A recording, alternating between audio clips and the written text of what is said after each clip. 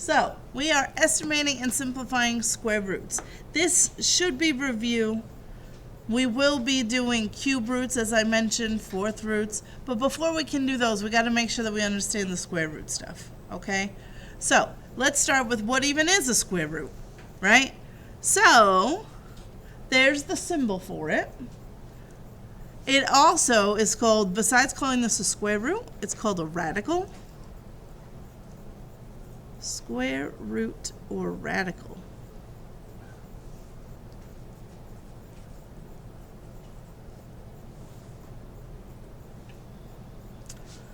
And believe it or not, there are some pieces to this that you probably don't even know exist.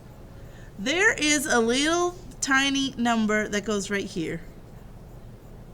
It has a special name too. It's called the index. So right here is a teeny tiny number. Now if it's a square root, we don't actually write the number at all. But you could if you wanted. It's like if the exponent, like x to the first power. Do you write the exponent of 1? No, we usually don't bother. Same thing here. If it's a square root, I normally don't put a number here at all. But if you were going to, there'd be a little tiny 2 right there. So that's how you're going to know tomorrow when we go to do cube roots. How do you know it's a cube root and not a square root? Because tomorrow there's going to be a little tiny 3 right there. And that would indicate a cube root. If I wanted to do a fourth root, it would be a 4, and so on. Okay? So there is a little tiny number that goes right there. But if you don't see a number written at all, it's just a square root. But that number, so I'll just put a number sign here, that is called the index.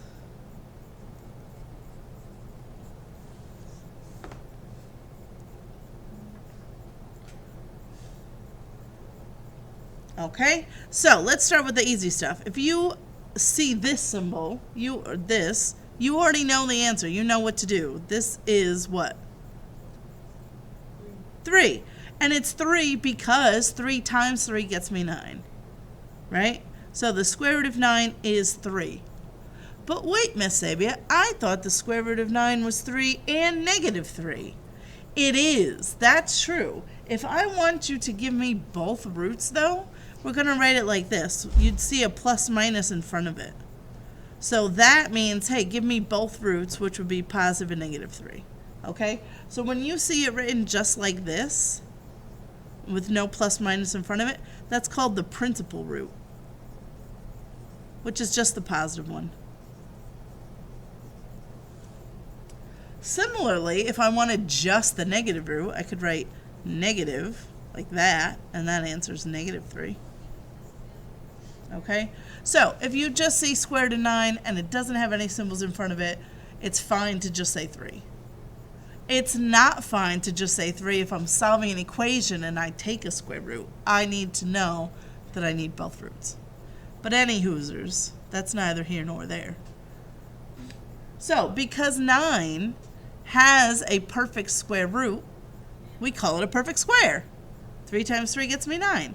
Unfortunately, something like 10 is not a perfect square because there is not 2 nice numbers that I can just square to get to 10. So what can I do? I can do 2 things. I can estimate its value. I can figure out about what the square root of 10 is in decimals. Or if it's a certain kind of number, I can simplify that radical, just like I would simplify a fraction. So let's try estimating. Estimate the square root of 10. If you had to guess what the square root of 10 is, well, gosh, the square root of 9 was 3, so what do you think the square root of 10 might be?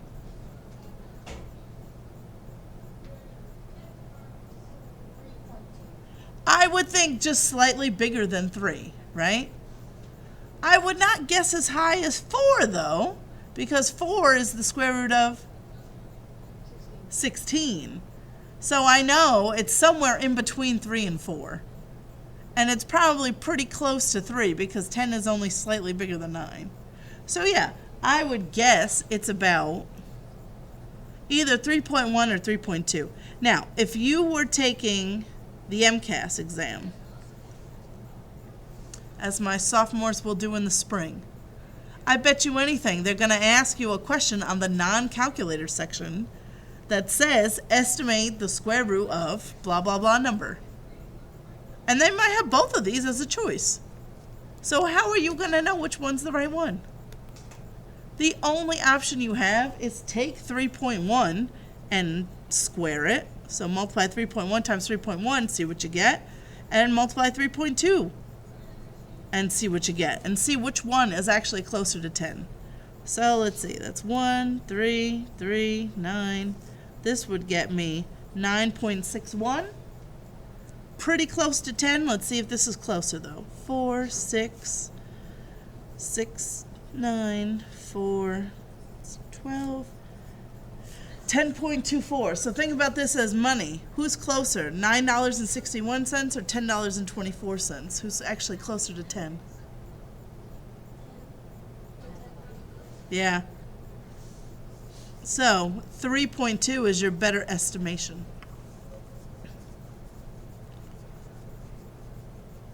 Okay? So you're almost guaranteed a question like that.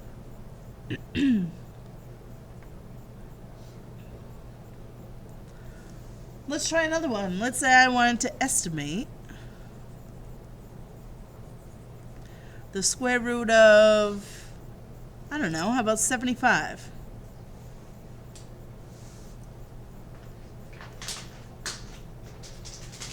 It might be helpful to look at a list of perfect squares.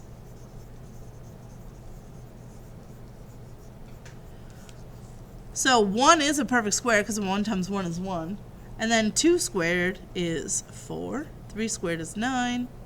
16, 25, 36, 49, 64, 7, 8, 9, 10, 11, 12, 13, 14, 15. If I were you, I'd get very familiar. Have we done this list before? Okay, good. So you guys are already good with this. So if I'm trying to estimate the square root of 75, well, 75 would be between 64 and 81. So my number is going to start out as 8 point something, right? So I'm at approximately 8 point, and now 75, let's see. Is 75 closer to 64 or 81? 81, so I'd probably go with a sort of higher decimal. So I wouldn't pick like 8.1, right? Because it's closer to 9. So maybe I'd try, oh, I don't know, 8.7? See where that gets me?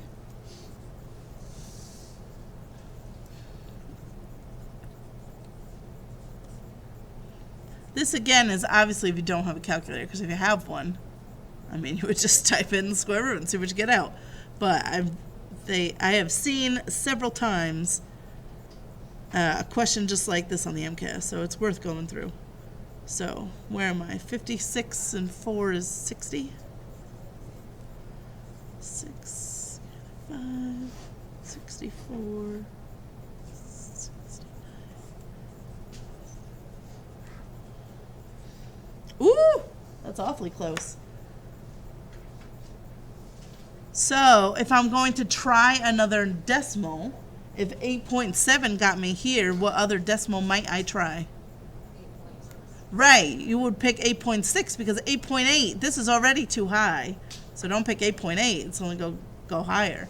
So let's try 8.6 and see if I can get a little bit closer. Maybe I can, maybe I can't. I don't know. 40. 51. 8, the 4s.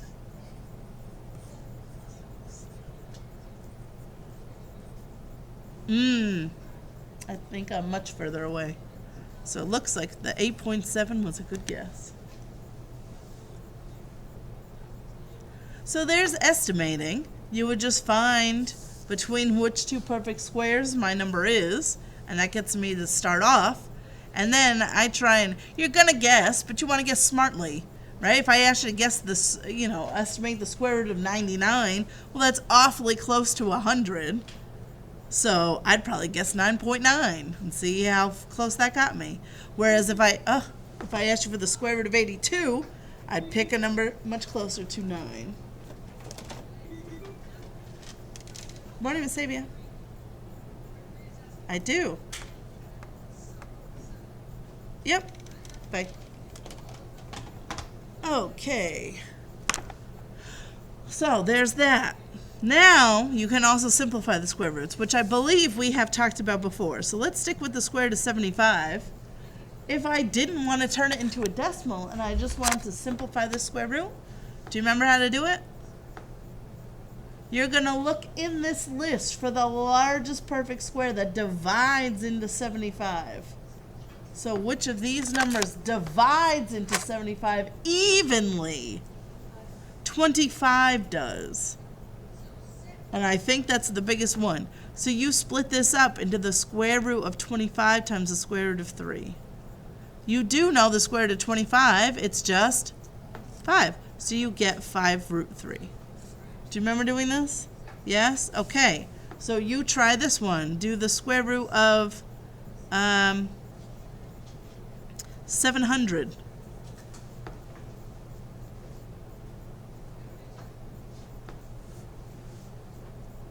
Look in this list for the largest perfect square that divides into 700. What would it be? 100. So I'd split this up into 100 times 7, and the square root of 100 is just 10. So I just get 10 root 7. Okay, so we remember all this? Let's talk about your homework real quick. All you have to do is the front, but you're going to skip 7 through 10 because those are the thirds we didn't talk about yet. So 1 through 6, you're going to do the decimal.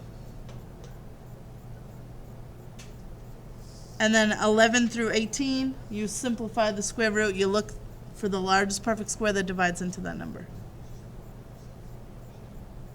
Okay? Right, those are cube root ones. So, what's today's date? 5/4? And it's the 12/4. Front side only.